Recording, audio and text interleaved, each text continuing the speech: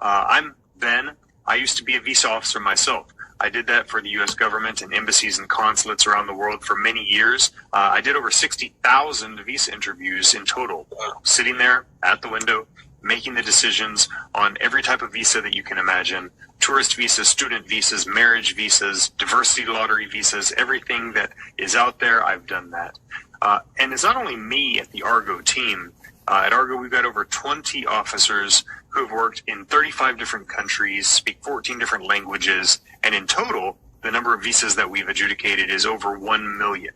So we're bringing real expertise to visa applicants. We're the only team in the world that's able to do this, to bring this much expertise, where you can actually get real insider knowledge from a former visa officer about what actually goes into the decision, why a visa is approved, why a visa is denied.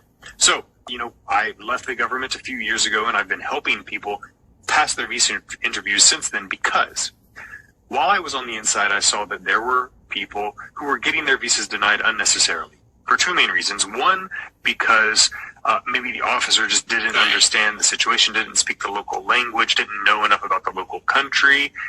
And you as an applicant can actually help that. You can educate them a little bit when needed.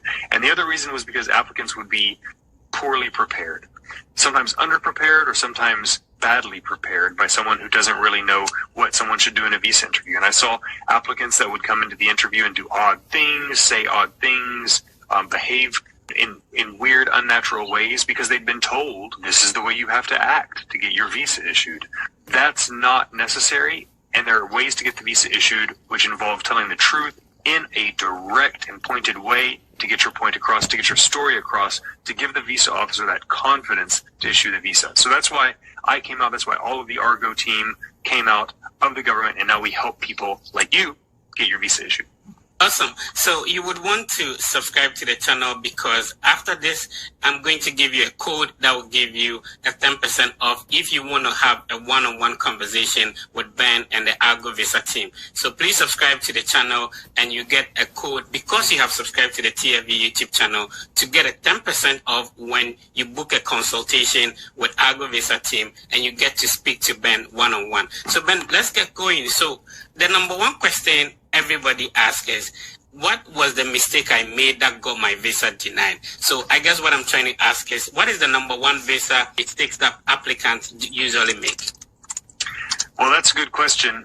The biggest mistake that applicants make when they go into a visa interview is they give short answers. Short and also uninforming answers. So people will come into the interview, and I think what's going on, because I've had a lot of experience and I've gone through and I've seen everything that the people who are online giving advice say, the piece of information that's out there that's the least accurate and actually the most harmful is that you should just say as little as possible, right? They say, what are you going to do in the U.S.? And then you respond with, study. Okay, well, how are you going to pay for it? Okay. Myself. These answers don't help you, they actually hurt you. And the reason is because what most people may assume, and it's an incorrect assumption, is that the visa officers start up here at approval. Like if you don't make any mistakes, your visa will be approved. And it's only if you make a mistake, then you drop to a refusal. But that's not the case. In the regulations, in the law, it's actually surprising. I was surprised when I learned this when I first became a visa officer and went through the training. Visa applicants are considered guilty until they can prove themselves innocent. Guilty of what? Not necessarily a crime, but guilty of not being a qualified applicant. And it's only when the applicant proves that they are qualified that then the visa officer will issue the visa. So being reticent, being quiet, not wanting to give much information actually hurts you, because you stay down here, you never get up here where the visa officer will be confident they can issue the visa. So you've got to give answers that contain information, because the visa officer has to feel like they understand your situation before they're going to feel confident enough to click that issue button. So are there a limited number of questions a visa officer is restricted to ask? No. The questions that the visa officers ask, well, they can ask anything they want, right? The most common question, though, will be, what's your purpose of travel to the U.S.? Definitely for a B visa, what's your purpose of travel? If you're a student, you can assume that they're going to ask you, okay, where are you going to study? What are you going to study? Something like that. But after that, there's no guarantee that they're going to ask anything. There's no guarantee they're going to ask about your funding, about why you chose this school, about, for instance, did you apply to any other schools? There's no guarantee that they're going to ask any of these. Why do they ask these questions then? Why do they ask, have you applied to any other schools? It's not because you have to apply to other schools, right? It's because they want to hear you talk. They want to hear you tell them your story. They want to know that you're a real student. And what do real students do? Well, they have a student journey, right? A real student is studying hard and thinking about where they want to go to school, right? And why have they chosen these places? Well, it could be because the academics are great. Maybe you got a scholarship. Maybe you went to an academic fair and this school impressed you. Maybe this school was the most responsive and recruited you. Maybe you went to an educational consultant who recommended a few schools and you applied to this one. Maybe you've got a cousin who went to that school. Maybe you've always just wanted to go to Los Angeles, and so you looked at the schools in Los Angeles. There can be any reason, but the visa officer wants to feel like you're a real student. If you just say the school has a beautiful campus of 20 acres and they have a student-faculty ratio of 14-1, that's not the reason people choose schools. That you went to the school's website or a Wikipedia article and just memorized 2 sentences. That doesn't make the Americans that you're doing the interviews with. And, Americans come from a lot of different backgrounds, but culturally, they're all Americans. And, while they may have some experience in Ghana or in other countries in the region, in Nigeria or Sierra Leone, they're going to still feel in their heart, the American standards for things, which is confidently looking into someone's eyes, making eye contact, speaking clearly, right? Feeling confident. That when you're confident, they're going to feel confident about you, right? But speaking kind of like this quietly and not wanting to make eye contact, it makes them think, well, why, right? Is it because, they know that they might assume it's because you're nervous, but then, well, I know most students are nervous because it's a important interview, right? And they're concerned about the outcome.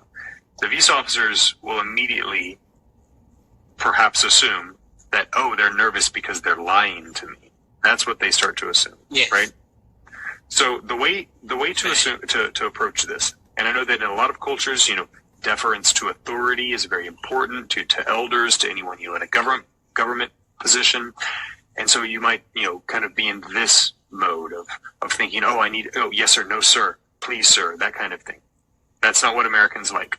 Americans are kind of they don't really like hierarchy. In American workplaces, we don't say sir or ma'am or madam for our bosses. We just say, yes, John, right? Or, of course, Susan, right? That's how we talk to our bosses. There's only one person in the entire embassy that people will call sir, and that's the ambassador, right? So in the entire organization, there's one person, and that's actually quite rare, and it's kind of a formality that's a tradition. We say, yes, sir, Mr. Ambassador, right? And there's no one else. So when you go to the interview, I want you to imagine that you're not speaking to a judge or a policeman. Imagine that you're speaking to a colleague, right? So when you're at work and you're talking to someone that's your same level, right? You're not calling them sir, right? But you're still being professional, right? You want them to think of you as a professional, so you treat them professionally, right? So you treat them nicely, you treat them formally, but you're not being subservient, you're not being too deferring to them. School, they know it's a real school, right? But maybe it's not the best school, but still it's got a reputation, right? They know, okay, well, this is a real school. Students in America that I know, I might have friends that have gone to this school. So I know that you have to apply, you have to be accepted, you have to be a real student. But then there's schools that they've never heard of. Maybe community colleges, maybe smaller 4-year schools that they've never heard of. And they're going to think, I don't know anything about this school. And if I've never heard of it, it must be very small, doesn't have a reputation, and that's going to make them more skeptical because they don't know, okay, do they have real entrance requirements? You have to pass tests, you have to submit scores or transcripts. I don't even know. So you're going to have to prove why this is a good school and why you're a trustworthy student. And then at the lower end of that list is going to be language schools. If you're just going to study English, and I don't know if in your audience you have anybody that's in that situation from a francophone country, but if you're just going to study English, that's the one where those schools will accept anyone. So it's not that those schools are bad, it's that the best student can go to an English school, and also